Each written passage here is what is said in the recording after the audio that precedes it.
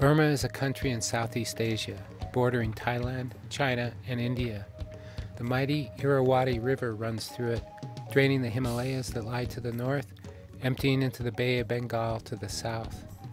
In the 1930s, when Burma was a British colony, it was the leading exporter of rice in the world. Today, it's one of the poorest countries in the world, ruled by a junta of xenophobic military generals. Today, in the mountains along the borders, the military burns villages to the ground, systematically rapes women, and forces hundreds of thousands into slave labor camps. While in the cities such as Mandalay and Rangoon, every individual is kept under constant surveillance by a vast network of spies, watching and listening in public spaces, opening mail, tapping phone conversations, an Orwellian nightmare where people go to jail and get tortured for telling jokes and writing poems, or for speaking the name of Aung San Suu Kyi.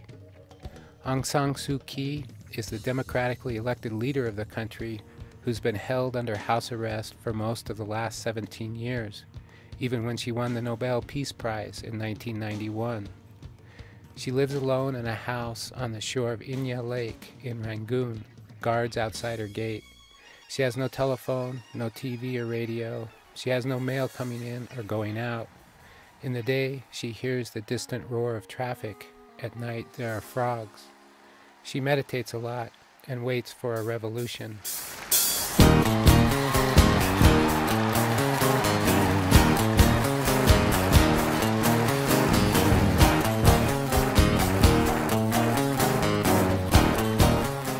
This music is by Iron Cross, the most popular band in Burma. They play American music with Burmese lyrics that first have to be approved by a board of censors. But then, with rock and roll, it's not so much what you say as how you say it.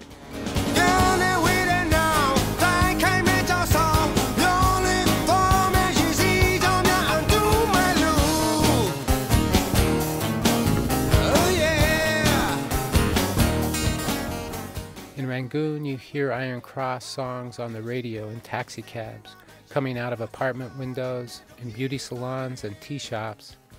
Actually, there are a lot of bands in Burma playing American rock and roll, but most of it is lightweight pop, whereas Iron Cross plays and sings with raw emotion, so their music speaks to the soul.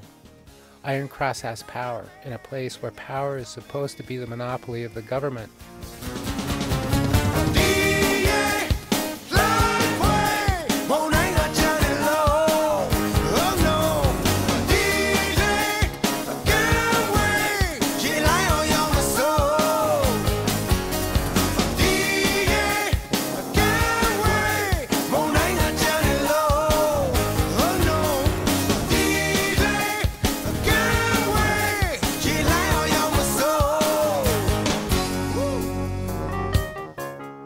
Young boys will tell you their hero is Chit Sang Mong, lead guitar for Iron Cross.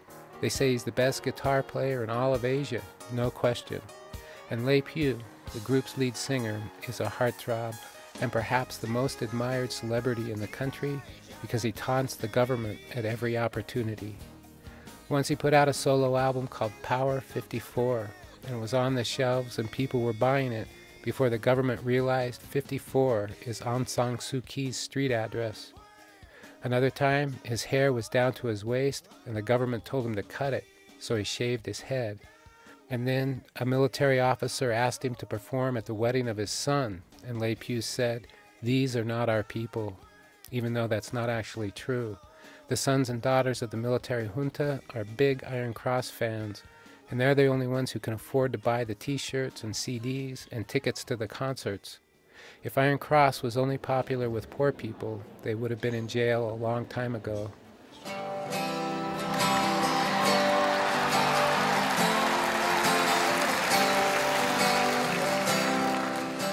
This is a 2005 recording, actually a DVD, of a live Iron Cross concert.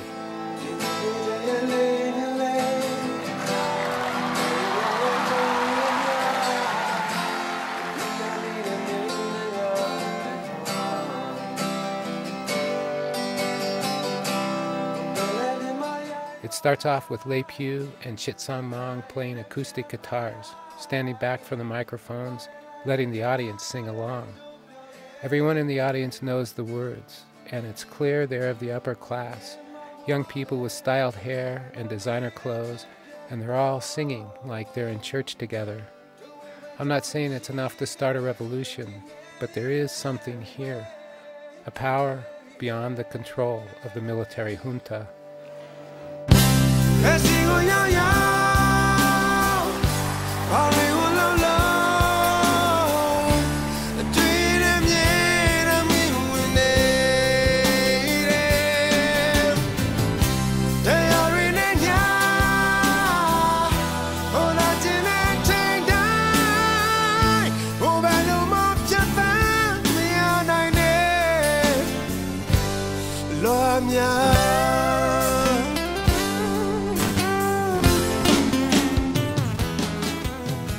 This past January, the Burmese government banned Lei Pugh from performing, so he won't be singing this song in public anymore, at least not for a while. Chitsam Mong and the others in Iron Cross continue to perform and record, and they have a U.S. tour scheduled for this summer, but it's up to the Burmese government to decide whether they can leave the country or not. I hope they make it. For Day to Day, this is Scott Carrier.